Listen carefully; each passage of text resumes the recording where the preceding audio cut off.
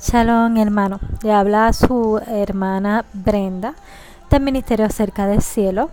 Eh, Vamos a continuar con la segunda parte del estudio de Gálatas. Voy a hacer una oración para luego continuar con la segunda parte. Abacadosh, gracias por tu amor, por tu rajem. Te pedimos, Abba, en estos momentos que sea tu Ruach HaKodesh el que esté poniendo palabras, Señor, en mi boca. No que sean palabras de ser humano, de mi naturaleza, Señor, sino tus palabras, Padre, a través de tu Ruach. Y todo esto, Abba, te lo pedimos en el nombre de Yeshua. Amén. Como introducción quiero decir que esta carta de Gálatas se escribió en el año 48, estando Pablo en Antioquía. Y estaba dirigida a los gentiles israelitas del reino del norte. Y obviamente a los que también se le unieron aceptando a Yeshua. Pero ¿por qué a ellos? Porque obviamente a ese grupo fue que vino Yeshua a buscar sus ovejas perdidas. Los israelitas o los expatriados pensaban que ya Elohim los había despreciado al haberse divorciado de ellos cuando Salomón pecó. Como sabemos, obviamente cuando Salomón pecó y profanó el templo, el pueblo de Israel se dividió en dos: el reino del norte y el reino del sur. El reino del sur se quedó la tribu de Judá y de Benjamín, y las otras 10 tribus se dispersaron. Y en Primera de Pedro capítulo 1 versículo 1 lo podemos confirmar. Entonces, por tal razón de ese divorcio, para que según la Torá, para que una mujer divorciada, o sea su iglesia, pueda casarse de nuevo, el marido debe de morir. Es por tal razón que nuestro Abba, nuestro Elohim, bajó aquí a la tierra, se hizo carne para morir por nosotros y resucitar. Una vez muerto, obviamente ya nosotros podemos casarnos con él, con nuestro Adón, con nuestro rey, y eso será en el día que se celebre las bodas del Cordero, que yo espero verlo a todo ahí, porque yo quiero estar ahí. Así que seguimos, como se había concluido anteriormente en la primera parte de este estudio. Como en la actualidad distintas escuelas dentro del judaísmo exponen sus verdades, en los tiempos de Yeshua también esto ocurría. La diferencia entre grupos esenios, saduceos y fariseos se encuentra relatada en los evangelios. Expresión de ellos son los distintos tratamientos que el propio Mesías hace de cada una de estas corrientes.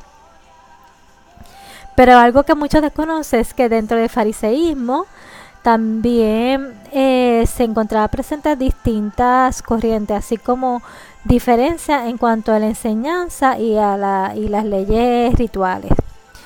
En el primer siglo de la era común, dos corrientes importantes se disputaban la correcta interpretación de las escrituras y su cumplimiento. Estas corrientes se encontraban encabezadas por dos grandes maestros, que estos eran Hillel y Shammai. Y esta realidad no es poco importante por cuanto cualquier judío del primer siglo conocía la existencia de estas dos escuelas del fariseísmo.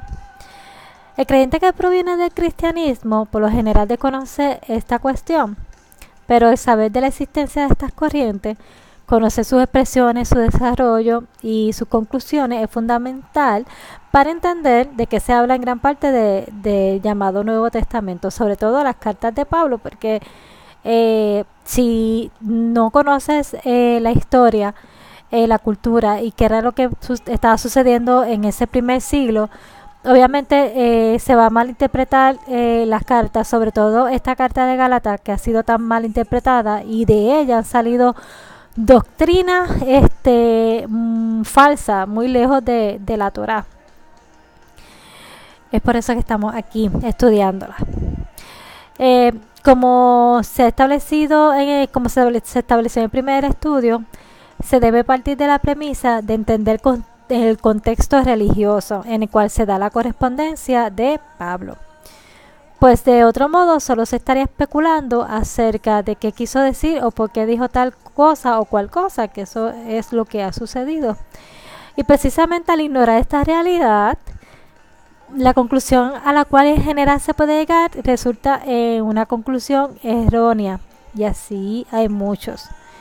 Quien desconozca las discusiones en juego en el primer siglo no puede llegar a entender con certeza a lo que se refirió Pablo cuando, por ejemplo, habló de la circuncisión en Gálatas 2:3, que dijo: mas ni aun Tito, que estaba conmigo, con todo y ser griego, fue obligado a circuncidarse. ¿Por qué? Porque en la reunión de Hechos 15 se habla de esto. Llegaron a la conclusión que los nuevos convertidos no tenían que venir a circuncidarse inmediatamente como los fariseos pedían, porque primero hay un proceso para todo y tiene que haber un orden para todo. No necesariamente, una vez aceptado que Yeshua es el Mashiach y que somos salvos a través de él, tenía que circuncidarse primero. No era prioritario, aunque sí importante. Es por eso que aquí Pablo dijo que ni aun Tito que estaba con él estaba circuncidado. Cerrando paréntesis, el teólogo apresurado nos dirá que, por supuesto, que sé que es la circuncisión, que la circuncisión en hebreo es Brit Milah. Y obviamente va a decir que la Brit Milá, la circuncisión, es el corte practicado en el prepucio del hombre. Y si ahora le digo que está equivocado, ¿qué me contesta? Y ahora sí le indico que no tiene noción de la circuncisión de los gentiles. ¿Qué opinas?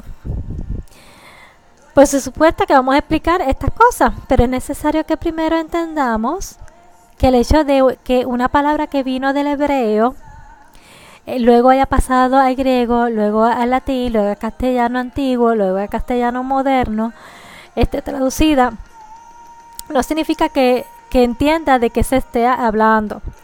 Pues como dijimos anteriormente, si no se conoce el trasfondo religioso de la época, jamás se entenderá, por ejemplo, el proceso de la circuncisión.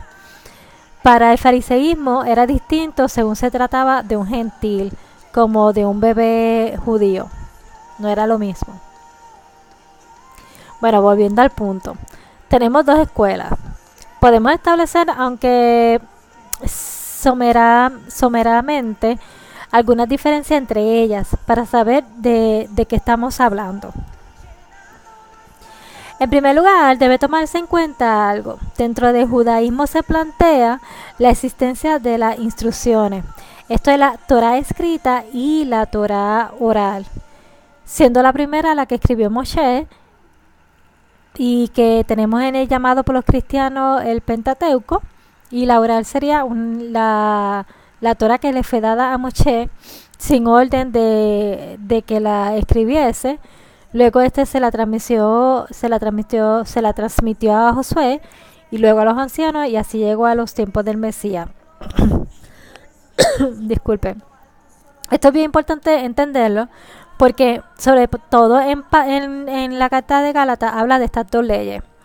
Y si no leemos bien y no conocemos, tendemos a malinterpretarlo. De hecho, si leemos, podemos concluir que Pablo se contradice. Y tenemos que tener presente cuando Pablo habla de la ley oral, como cuando Pablo habla de la Torá, de la instrucción. Seguimos. Es lo que nos cuenta la Mishnah primera en el tratado de Pirkei Avot, que dice: Moshe recibió la Torá en el Sinaí y la transmitió a Yehoshua, o sea, a Josué, y Yehoshua a los ancianos a los profetas, y los profetas la legaron a los hombres de la gran asamblea. Por supuesto que a lo que se refiere aquí es a lo que se ha explicado antes, no la Torah escrita, que es la que compartimos. Hay que entender algo.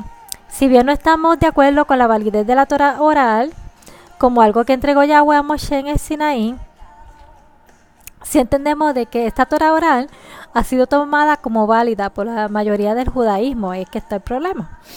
Asimismo, tiene valor histórico y pedagógico para entender cómo pensaba y cómo piensan los judíos religiosos de ayer y de aún el día de hoy. Esta última es la que muchas veces Yahshua hace referencia cuando dice frases como «Oíste que fue dicho, pero yo os digo». Dice «¿Oíste?». Pues en tiempo de Yahshua y obviamente de Rashaú, de Pablo, la Torah oral se mantenía por transmisión obviamente oral, mas luego fue compilada en la llamada Mishnah. Y para no extendernos demasiado en lo que es lo que actualmente llamamos el Talmud. El Talmud comprende una gran cantidad de tratados, las cuales compilan los que en tiempos de Yahshua se conocía también como tradición de los ancianos. Es lo que vemos, por ejemplo, en Mateo 15:2, que dice, porque tus discípulos quebrantan la tradición de los ancianos, porque no se lavan las manos cuando comen pan. Al lector desprevenido le explicamos lo siguiente. En ningún lugar de la Torah escrita, en ninguno de los libros de Moshe, dice que hay que lavarse las manos antes de comer. Obviamente debemos lavarnos las manos antes de comer, pero no obviamente de la manera que lo presentan aquí los judíos. Pero en la Torah oral sí se encuentra esta prescripción, lo cual es conocida bajo el ritual de Netilat Yadayim, que significa sobre lavado de manos. Esta prescripción es un ritual previo a comer pan, en la cual se produce el lavado de manos de una forma determinada, con una cantidad de agua determinada, empezando por una de las manos, creo que es la derecha, y concluyendo de una forma prescrita y haciendo una oración establecida. Todo un ritual para poder comer. Quien lee esto nunca ha cumplido estos preceptos, no tiene la noción de la pesada mochila que carga quien cree que estas cosas son necesarias, y de eso mismo hablaba Yahshua, de las cargas, de la ley que ni ellos mismos podían con ella. Es una pesada carga que ninguno de nosotros la ha podido llevar, obviamente. Solo para que se entienda, existen reglas sobre reglas sobre reglas sobre reglas. Incluso acerca de cómo, también reglas, incluso acerca de cómo ponerse los zapatos y cuál cordón atar primero. La Torah oral dice que al empezar el día se debe hacer una determinada oración, que es Lefaní Anejá. Luego, antes de recorrer una determinada distancia de metro, hay que hacer Netilat Yadayim. Luego de esto, calzarme de determinada forma, y si uno no cumplió con esto, debe hacer aquello y lo otro, etcétera. O sea, muchas cosas. Un conjunto de cosas muy pesadas, muy detalladas, muchos detalles. A estos mandamientos de hombre es lo que se refiere Yahshua en Mateo 23:4, que dice: ¿por qué atan cargas pesadas y difíciles de llevar? Y las ponen sobre los hombros de los hombres, pero ellos ni con un dedo quieren moverlas. El conjunto de reglas, conocido como alajot, proveniente de la palabra alajá, que bien haríamos en traducir como ley, pero estas leyes menores no son disposiciones encomendadas por Yahweh a su pueblo, sino que son reglas establecidas por tradición y discusión de los rabinos a través del tiempo. Yo pienso que son los rabinos que querían hacerse tan santos que se olvidaron de la instrucción para seguir sus propias reglas. Muy mal.